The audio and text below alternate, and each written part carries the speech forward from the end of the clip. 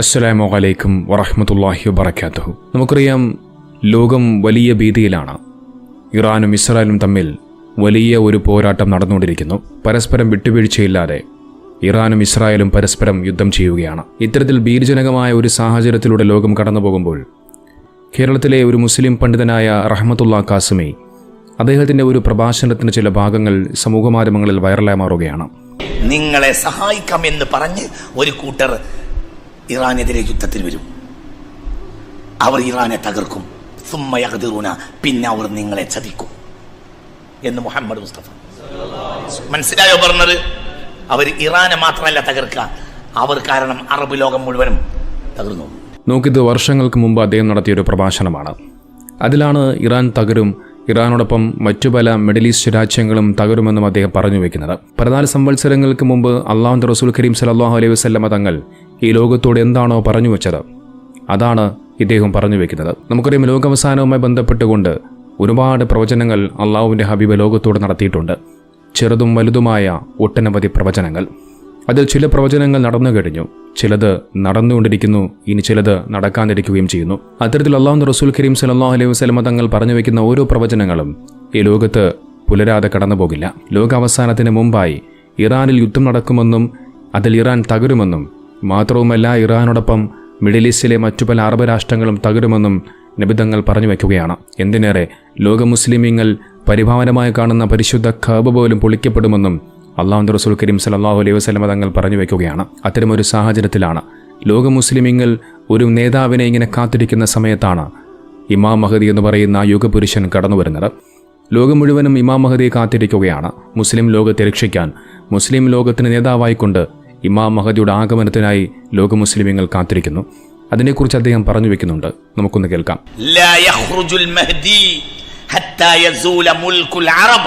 Arab ലോകത്തിന്റെ മുഴുവനും അധികാര രാജ്യങ്ങൾ നഷ്ടപ്പെടാതെ മഹദി പുറത്തു വരികയില്ലെന്ന് മുഹമ്മദ് മുസ്തഫ.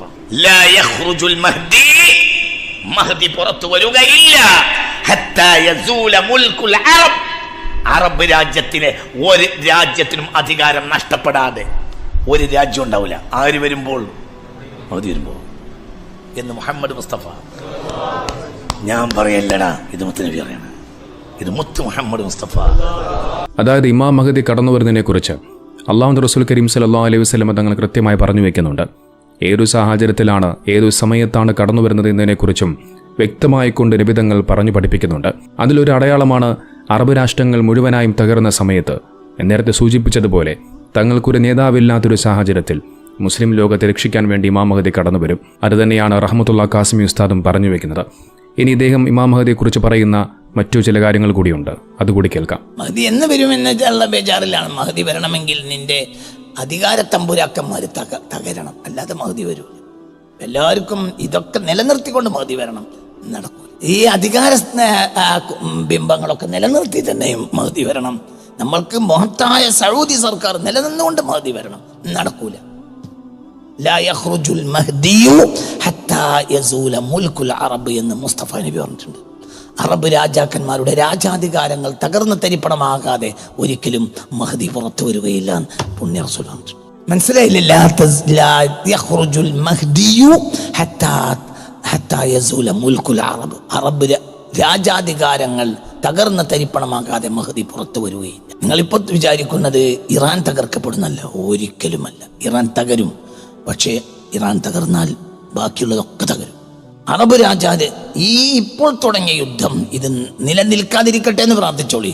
നിലനിന്നാൽ അറബ് ലോകം മുഴുവനും തകരാതെ ഈ പ്രശ്നം അവസാനിക്കൂല. ആ അരക്ഷിതാവസ്ഥയിലെ മഹദി വരും. അത് എത്ര വർഷം കൊണ്ട് നടക്കണം എന്ന് എനിക്കറിയില്ല. എന്നിട്ട് രക്ഷകനില്ലാതെ അറബ് ലോകം ഉഴലണം. ഒരു നേരത്തെ അന്നത്തിന് അറബ് ലോകം കെഞ്ചണം. അതെ, അറബ് ലോകം മുഴുവനും തകരുകയും ഒരു രക്ഷകനില്ലാതെ, ഒരു നേതാവില്ലാതെ, അങ്ങനൊരു സാഹചര്യത്തിലാണ് ഇമാം മഹദി കടന്നു വരിക. ഭക്ഷണമില്ലാതെ, വെള്ളമില്ലാതെ വല്ലാത്തൊരു സാഹചര്യത്തിൽ, ആ സാഹചര്യത്തിലായിരിക്കും ഇമാം മഹദിയുടെ ആഗമനം. നോക്കി, ഇമാം മഹദി ആരാണെന്നും ഇമാം മഹദിയുടെ കുടുംബ പരമ്പര ഏതാണെന്നും ഇമാം മഹദിയുടെ രൂപസാദൃശ്യം എന്താണെന്നും നെറ്റിത്തടം, മൂക്കും, അങ്ങനെ എല്ലാ വിധത്തിലുമുള്ള കൃത്യമായ രൂപരേഖകൾ ലോകത്തിന് നബിതങ്ങൾ കാണിച്ചു തന്നിട്ടുണ്ട്. നോക്കൂ, അല്ലാഹുവിന്റെ റസൂൽ കരീം സല്ലല്ലാഹു അലൈഹി വസല്ലമ തങ്ങൾ ഇമാം മഹദിയെക്കുറിച്ച് പറഞ്ഞു വെച്ച കാര്യങ്ങൾ ഇങ്ങനെയാണ്. ഇമാം മഹദി വരുന്നതോടുകൂടിയാണ് വലിയ അടയാളങ്ങളുടെ തുടക്കം കുറിക്കുന്നത്. ഒരിക്കൽ നബി സല്ലല്ലാഹു അലൈഹി വസല്ലമ തങ്ങൾ തന്റെ സ്വഹാബാക്കളോട് പറഞ്ഞു, അള്ളാഹു ഉദ്ദേശിക്കുമ്പോൾ ഇവിടെയുള്ള സ്വേച്ഛാധിപതികളുടെ രാജവാഴ്ച അവസാനിക്കും. എന്നിട്ട് ഒരു നിമിഷം നബിതങ്ങൾ മൗനത്തിലിരുന്നു. ഇനി ഒരു വരവേയുള്ളൂ, അത് ഇമാം മഹദിയുടെ വരവാണ്. ഷാമിന് മേൽ ഉപരോധമുണ്ടാകും. കുടിവെള്ളത്തിന് വേണ്ടി മനുഷ്യർ ബുദ്ധിമുട്ടുന്ന ഒരു കാലത്താണ് ഇമാം മഹദി വരുന്നത്. 1400 വർഷം മുമ്പ് നബി സല്ലല്ലാഹു അലൈഹി വസല്ലം തങ്ങൾ പറഞ്ഞു, കറുത്ത തലപ്പാവ് ധരിച്ചുകൊണ്ട് ഒരു സംഘം ആളുകൾ മക്കയിൽ വന്നിട്ടുണ്ടെന്ന് നിങ്ങൾ അറിഞ്ഞാൽ മുട്ടിലെറിഞ്ഞിട്ടാണെങ്കിലും അവരെ പോയി മുസാഫത്ത് ചെയ്യുക. കാരണം ആ കൂട്ടത്തിൽ ഇമാം മഹദി ഉണ്ടെന്ന് പ്രവാചകർ മുഹമ്മദ് നബി സല്ലല്ലാഹു അലൈഹി വസല്ലം തങ്ങൾ പറയുന്നുണ്ട്. ഇമാം മഹദി വരുന്നതിന് തൊട്ട് മുമ്പ് ഈ ലോകത്തൊരു അടയാളമുണ്ടാകും. അള്ളാഹു ഈ ലോകം സൃഷ്ടിച്ചത് മുതൽ ഇതുവരെ ആ അടയാളം ഉണ്ടായിട്ടില്ല. ഇമാം മഹദി വരുന്നതിന് തൊട്ട് മുമ്പുള്ള റമളാൻ മാസത്തിൽ ആദ്യ ദിവസം ചന്ദ്രഗ്രഹണമുണ്ടാകും. റമളാൻ പകുതിയാകുമ്പോൾ സൂര്യഗ്രഹണവും ഉണ്ടാകും. ഇസ്ലാമിക സമൂഹം പ്രതിസന്ധികളിലൂടെ കടന്നുപോകുന്ന സമയത്ത് പരിശുദ്ധ കഅബയിലേക്ക് 12 രാജ്യങ്ങളിൽ നിന്നുള്ള അബുദാറുകൾ ഹജ്ജിന് വരും. അബുദാറുകൾ ഇമാം മഹദിയെ കണ്ടെത്താൻ ശ്രമിക്കും. അവസാനം പരിശുദ്ധ കഅബാലയത്തിന്റെ വാതിലിന്റെയും മഖാം ഇബ്രാഹിമിന്റെയും നടുവിൽ ഒരാളിനെ കാണുമ്പോൾ അബുദാറുകൾ പറയും, ഇതാണ് ഇമാം മഹദി. അപ്പോൾ ഇമാം മഹദി പറയും, ഞാനല്ല, ഇമാം മഹദി ഞാനല്ല. 1400 വർഷം മുമ്പ് നബി സല്ലല്ലാഹു അലൈഹി വസല്ലം തങ്ങൾ പറയുന്നുണ്ട്, ഇമാം മഹദിയെ കാണാൻ ഇരുനിറമാണ് എന്ന്. സുറുമയിട്ട പോലുള്ള കണ്ണുകളുള്ള, തിളങ്ങുന്ന പല്ലുകളുള്ള, വലുപ്പത്തിൽ നീണ്ട പുരുകങ്ങളുള്ള, വിശാലമായ നെറ്റിത്തടമുള്ള, 40-നടുത്ത് പ്രായം തോന്നിക്കുന്ന ഒരു സാധാരണ മനുഷ്യനെ അബുദാറുകൾ കണ്ടെത്തുമെന്ന് നബിതങ്ങൾ പറഞ്ഞു വെക്കുന്നുണ്ട്.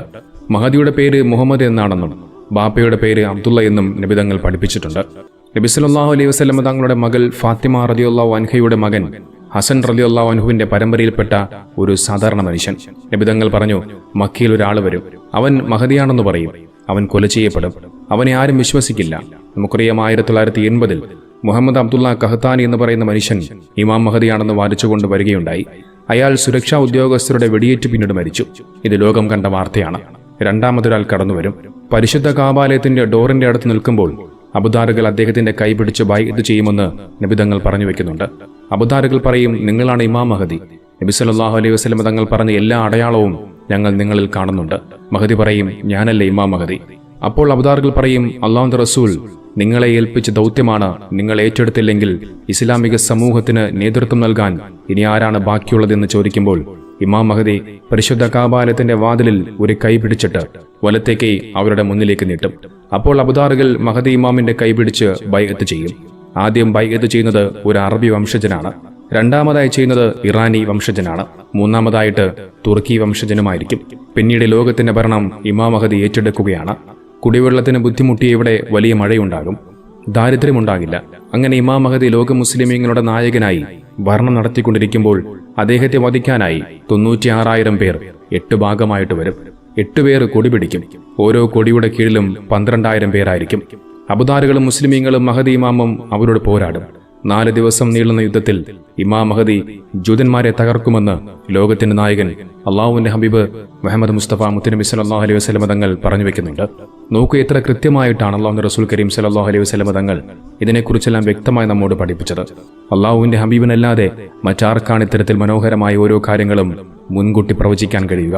അതെ, മുസ്ലിം ലോകം മുഴുവനും ഇമാം മഹദിയുടെ ആഗമനത്തിനായി കാത്തിരിക്കുകയാണ്.